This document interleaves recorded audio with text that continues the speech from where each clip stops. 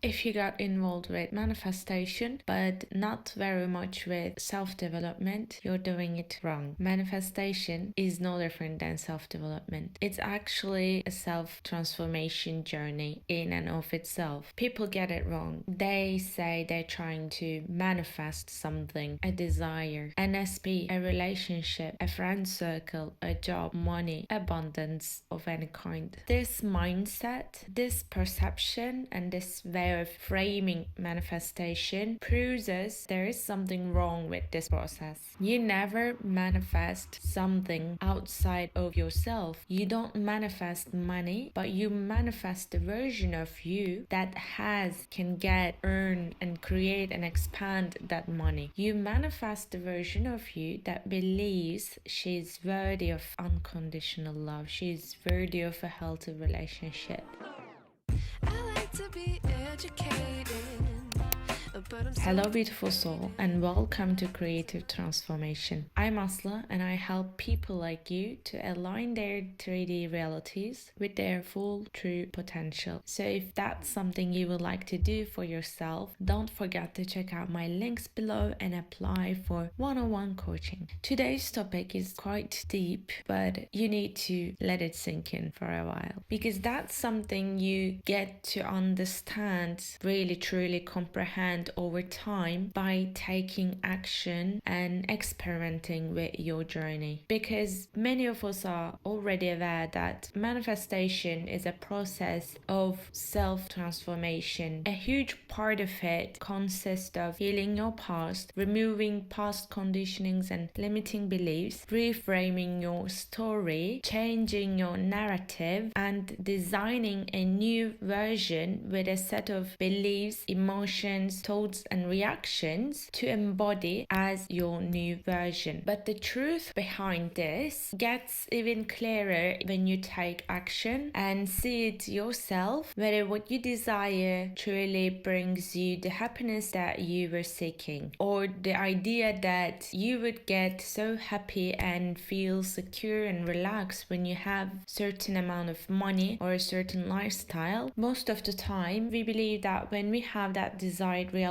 that specific lifestyle, that income, job, person in our lives, we will then feel confident, worthy, and loved and lovable. But this is not the truth at all, and you get to understand this when you take action towards your desired reality manifest itself, and you feel like, oh, I got it, okay, what now? Was that all? Like, okay, anything else? So it feels like this huge big shiny thing, this huge goal was nothing really. It's not because it was nothing, but you get to see that the true transformation, true manifestation doesn't lie in your external circumstances but within yourself. Or if you get to learn how to feel abundant even without having millions of dollars in your bank account, that is the true manifestation of the wish fulfilled. Because at the end, the wish fulfilled is about a feeling, is about a belief that we are enough, that we are worthy. So to feel that way, to live in the wish fulfilled, we don't really need to manifest a specific lifestyle or a person or any kind of possessions into our lives. It's already available to us, and so the process of manifestation is really the becoming the type of person who gets to see it, who becomes aware of the already existing feelings and beliefs at this present moment. It's really about becoming that type of person who gets to see the abundance in her life, in the universe, and appreciates it, and having this mindset and beliefs around herself and the universe. Since manifestation is already becoming another version of you who is able to create the desired reality, sustain the desired reality, and live happily in the end, in the desired reality, we are essentially changing our belief systems and mindset to embody that person fully, because the main power lies within the subconscious. And if your subconscious is conditioned with negative programming, with the beliefs that don't serve to your desired reality, then it needs some work to reframe those stories and beliefs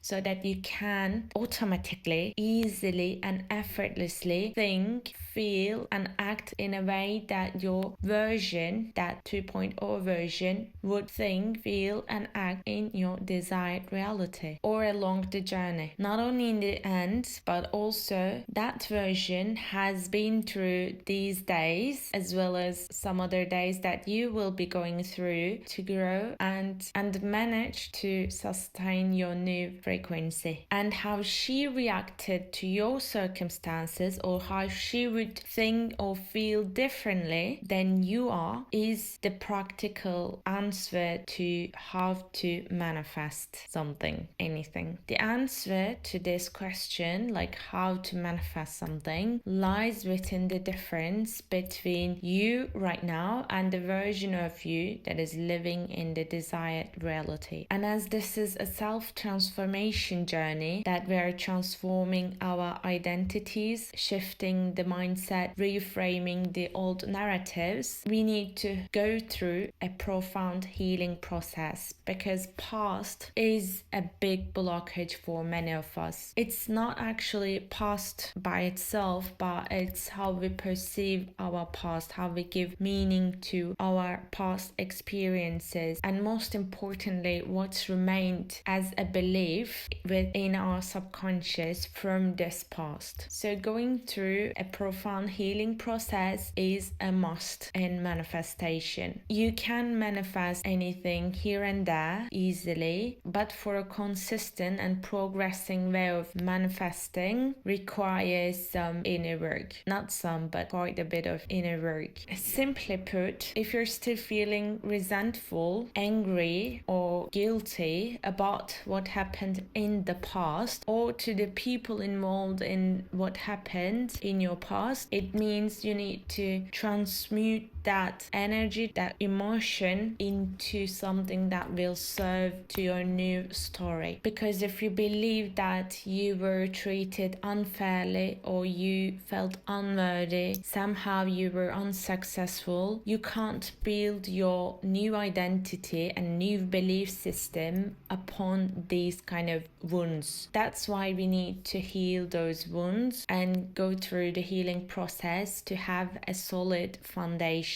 for our new belief system. And it's actually as simple as changing your perception towards these past events and how you see and frame them. I'm just going to leave a video about this up here, but shortly, you have always been protected, you have always been worthy and loved and lovable, although you didn't feel that way, and you have the power to change this right now as this version. It doesn't matter what happened, it only matters how you react to your past, or how you take stance, how you choose to think and feel about it. And another crucial step in manifestation is unlearning. That is about your subconscious and belief systems. So our subconscious, unfortunately, programmed by people who didn't even love themselves. Our subconscious minds are unfortunately programmed with so many unnecessary bullshit. We have the core limiting belief that we are not enough, and everything derives from this belief that we are not enough and we want to feel worthy and deserving. It ties into our desires. Many of our desires are coming from this need to feel worthy, but actually if you already feel whole and fulfilled in your desired reality, the question is, would you still want that? Would you still have that desire? failure. I believe that's really the key in manifestation, because we can only manifest what we feel and believe that we are worthy of, that we are deserving. And ironically, we try to manifest the things that we don't subconsciously believe that we are worthy of, because those are the things that left us with wounds and certain limiting beliefs and emotional needs that we still are trying to fulfill. And if it's a limiting belief, we're trying to disprove that belief that, yeah, look, I'm worthy. You see, I manifested all that money. I manifest this family and relationship. You see, that's all what we're trying to do, but it's such an ironic situation. So again, unlearning is a profound process about questioning what you think you know and releasing what's not serving you anymore, and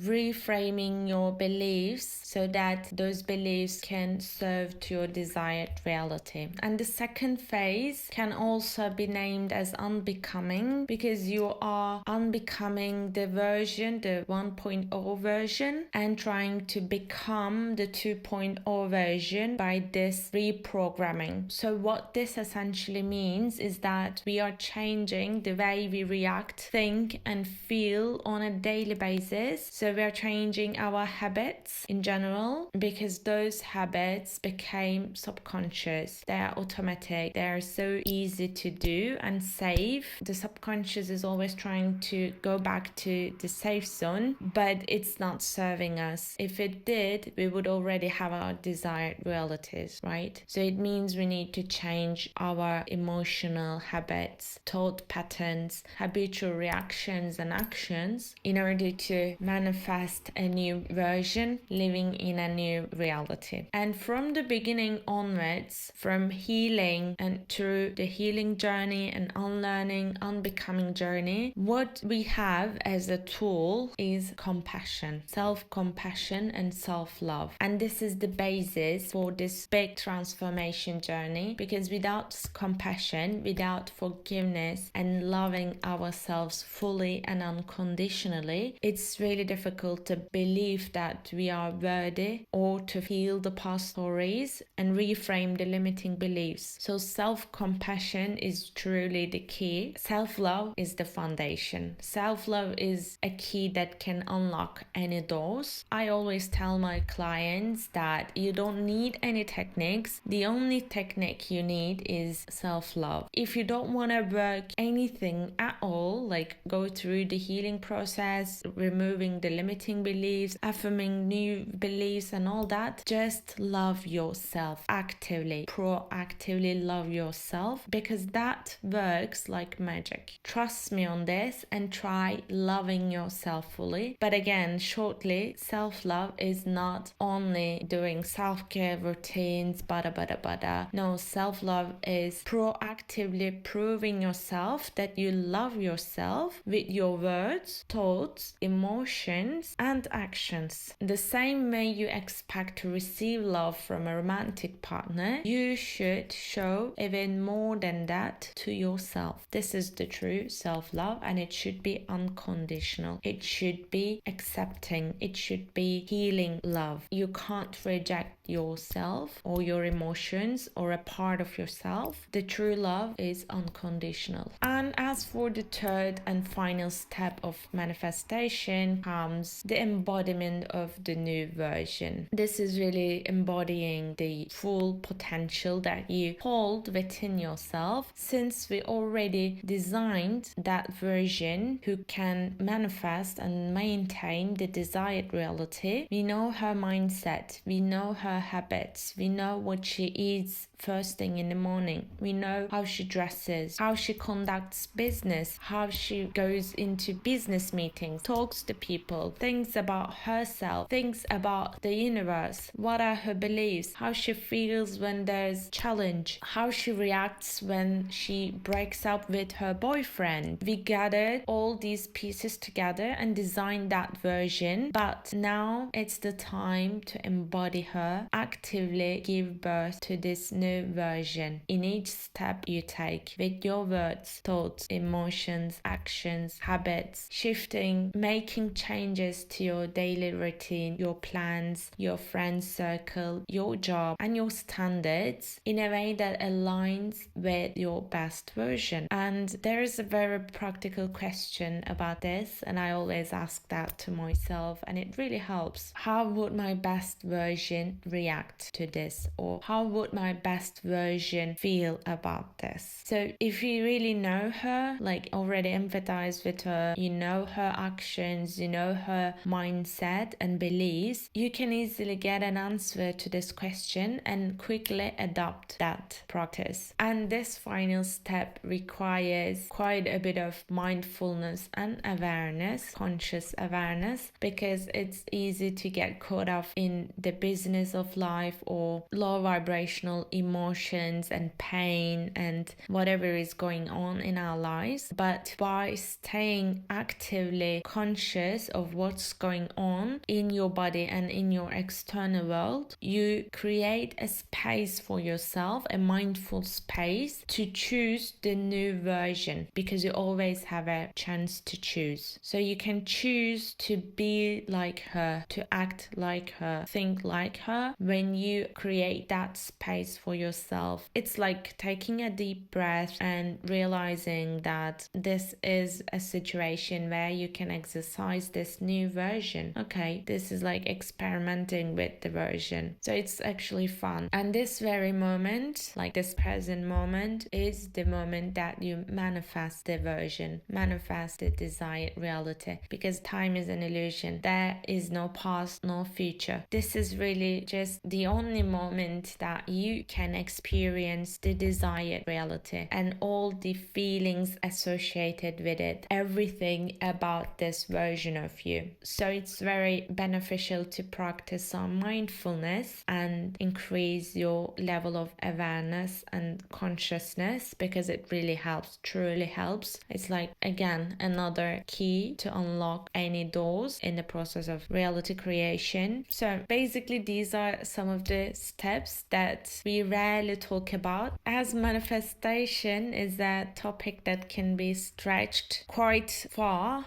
The meaning and the core, like the foundation, gets lost in translation. So many people have this wrong idea of manifestation. It's really just a one-sided perspective and on a very surface level, because manifestation is a very holistic process. It's not only about self-development, but it's also about science. It's also about spirituality. It's also about mindfulness and self-love and compassion, as we talked about. So I hope this video has helped you to have a deeper perspective on the topic. It's really not that complicated, and you don't need several techniques or several hours every day to spare for affirmations, meditations, visualizations. You may think of it as a journey and try enjoying it. That's what I would do, and I already do in my own journey. So strongly suggest you to try having fun and joy in this whole process, because it gets to be fun. Manifestation is fun. As always, if you need help to align with your desired version, not only with your desired reality but also with your version, and if you need help to remove the blockages in between, to reframe the past and perspective and belief system, you may apply for one-on-one coaching below. I wish to see you in the next video, and I wish you a wonderful day